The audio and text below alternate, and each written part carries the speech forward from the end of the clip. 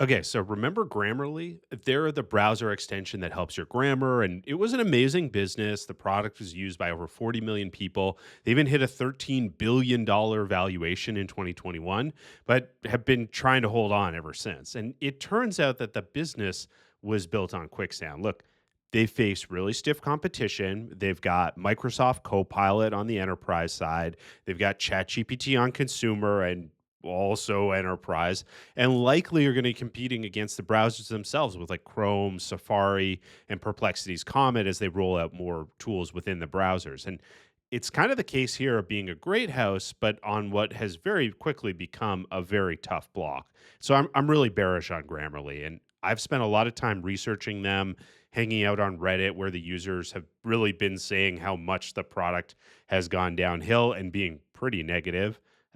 Ouch. But I think it really goes beyond Reddit negativity. I think there's one, actually two existential risks that could hit them. Okay. The first is Google search is their biggest customer acquisition channel. It's where they get most of their new users. And when Google search traffic drops, their growth will slow even more. And so all the hard work and impressive SEO building that they've done for over a decade can go out the window with ChatGPT and with Gemini in the Google Chrome browser. So they already compete with ChatGPT, and they're not going to send traffic to Grammarly like Google once did. So that's the first aspect of this is like they could get their kind of supply of new users coming on. And this hits particularly hard for Grammarly because they tend to have a younger user base. And that is also the group of people that is most adopting AI tools, the fastest. So it could doubly hit on them, and slowing that user acquisition is a huge drag on the business. The second aspect, which could just materialize, and we've looked at a number of times here, is really the browser, right? So today we kind of think about the browser as like the biggest interface, how people interact with the web, but that could shift. It's no guarantee that, 5 or 10 years from now, or even 3 years from now, that that's really the primary way that people interact. So it's possible then that their whole web product becomes completely irrelevant. And that's the kind of existential risk that at $13 billion of valuation, you're not really being compensated for holding. So let's break this down a little bit more for how the browser change could work. I mean, first and foremost, you could have Chrome basically pushing them out, whereas Chrome incorporates Gemini and more AI tools within it. The extensions might really be sidelined, and Grammarly as an extension is kind of left out in the cold on that. Google has to get more ruthless to compete. I think that's becoming more and more clear, and making sure that they've got an amazing experience throughout on the new Google Chrome. And as that evolves, well, that's paramount, and they don't really care as much about other people that have kind of built on their platform. They're going to get ruthless. You also have this aspect of browsers just changing, right? So Perplexity launched the Comet browser. We know OpenAI is working on their own version of an AI browser. And this is really competitive because if you're working and studying and writing in Comet or within the kind of Chat GPT OpenAI universe, well, those players are just going to roll out features to pretty much eliminate the need for Grammarly. They'll be able to build in faster, more natively, and kind of use AI. Once that starts to come out, there's not really a reason, a raison d'etre, let's say, for Grammarly to be there. You already just have that baked into somebody else's product, and they basically become a feature and not a product themselves. So you've also got this kind of consensus of, well, if that browser just becomes a whole lot less important, where does that leave them? So, you've got Johnny Ive at OpenAI, you've got Meta working on glasses, you've also got a lot of different hungry startups out there that are kind of attacking from all angles how we actually engage with AI. Is it through, the glasses? Is it different kind of modes for it? And none of them are depending on Google to save them or serve them, let's say, with search traffic. So it gives them kind of a tremendous advantage there. So they're really in a position where they could lose most of their traffic or have their product washed away by competitors, or maybe even both. And, any of these really are kill shots. But look, I got to say, what they have built is impressive. It started with three Ukrainian non-native English speakers in 2009. I mean, now they're headquartered in the Bay Area. They've got 7 other offices worldwide, 1,500 employees, but they have cycled through 3 different CEOs since COVID. It's no longer being led by the founders.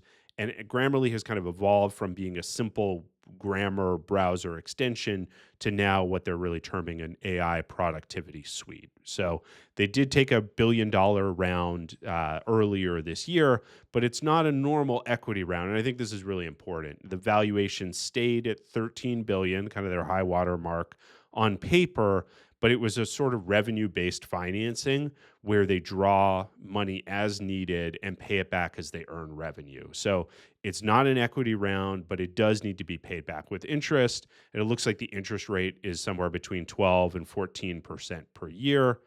And so if VCs thought that this was really going places, like this company was special, they would have done equity.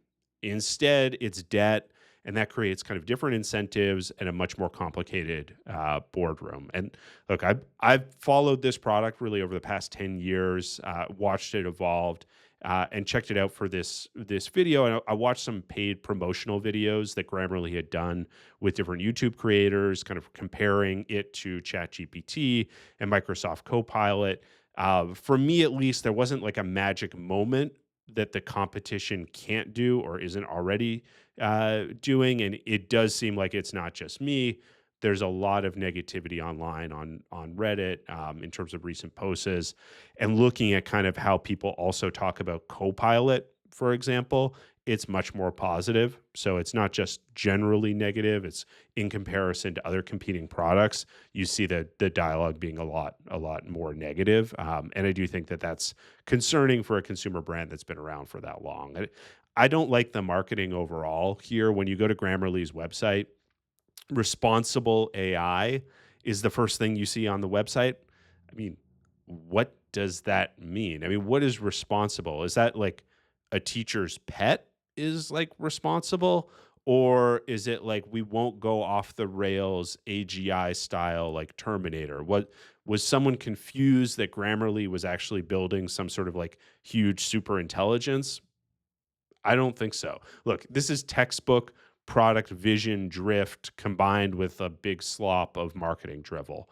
And you're really left with like a non-viral product here. It's just like a touch embarrassing to tell people you're using it as a native English speaker. Maybe it did a little bit better when there was a lot of work from home during COVID, but in office, like seeing this up on your computer, like I don't know, maybe it's a different story. So it's English only, so that also hits their market size as well. Look, there are some upsides here, right? And let's go through them, right? So $700 million of annual recurring revenue, and they're profitable. Okay. But so was Kodak. They have very good unit economics, but so did newspapers. And they have high daily usage, which is impressive, just like newspapers did.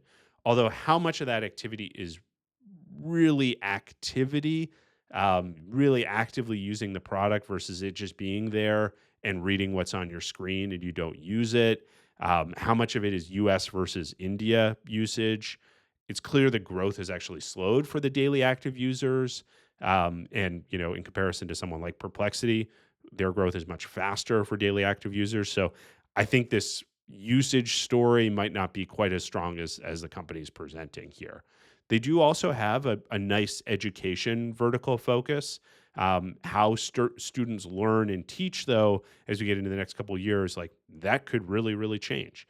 And it almost seems like they have an offering for institutions, so like the universities, let's say, or schools, and then the students.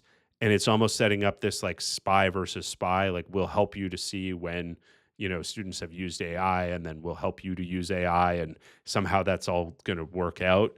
I'm not entire. It confuses me how you can kind of serve both of those groups as effectively as possible and really give them what they want. It seems pretty backward looking in their approach here, which has me concerned. And I think acquiring kids is just harder and going to get harder because they're going to use ChatGPT first. before they ever get to a Grammarly. And if ChatGPT is good enough or very good in this area, they will never look beyond it. And so I think that that's a big issue. Look, Chegg, as well as a public company, had a $13 billion valuation. That's Chegg. And then they lost 99% of their value because of ChatGPT. So just because you're kind of established here in education doesn't mean that you can't very quickly get wiped out. And students on the student side of the ledger here tend to adopt very, very quickly new technology, so that could happen very fast. Also, as well, they bought Superhuman, which does email AI, and it's not clear enough to me yet what the combined value really is. Both of them are sitting with distributed teams. I think they're in the midst of integration now. We'll check back later on this one, and maybe this is really setting up their second act. Like maybe they're just letting the current plot product slip, and there's some of this negativity online while they really rally their employees around a massive new AI push. And usually, I mean, this translates to lots of employee equity grants. That's not really that fun for shareholders. And I think at that level of risk, I'd rather just back a startup where you're actually being rewarded properly for that risk. So I think the positives here are swamped by some real existential risk. So I'm selling Grammarly. I'd much rather hold the NASDAQ index than this one. Agree, disagree, comment down below, and of course, subscribe to get more analysis on private tech companies.